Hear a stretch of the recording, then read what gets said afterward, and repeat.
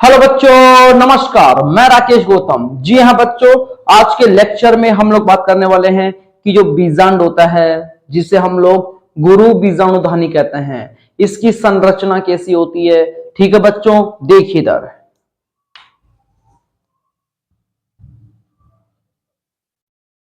बीजांड मतलब है गुरु बीजाणु धानी की संरचना।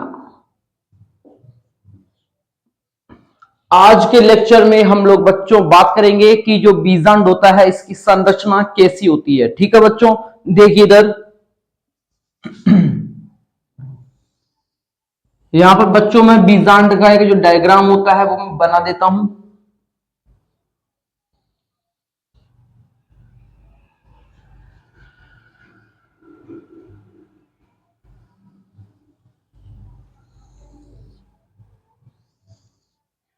ठीक है बच्चों, यहां पर जो डायग्राम आपको दिख रहा है, यह डायग्राम किसका है बच्चों?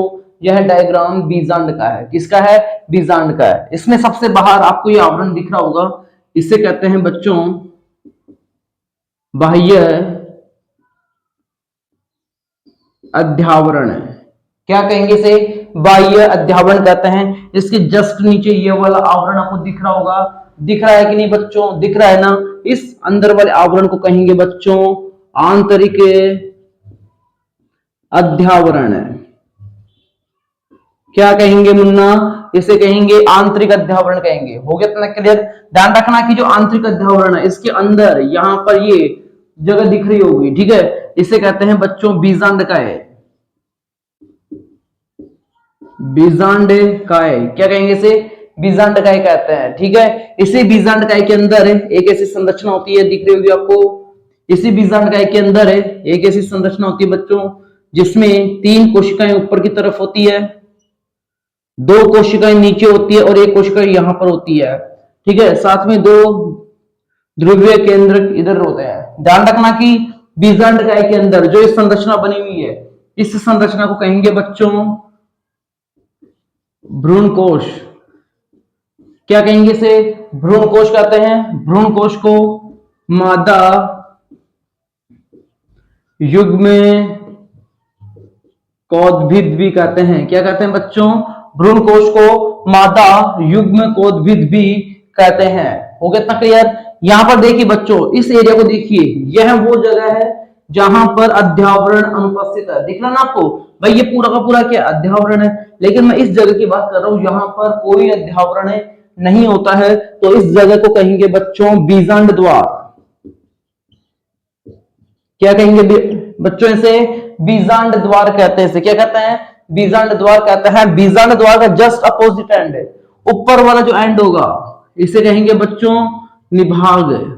क्या कहेंगे इसे? निभाग कहते हैं। ठीक है, अरे भैया समझ में आ रहा है कि नहीं आ रहा? समझ में आ रहा है। यदि समझ में आ रहा है तो लाइक कीजिए। ठीक है बच्चों, इसे निभाग कहेंगे। इसे क्या कहेंगे?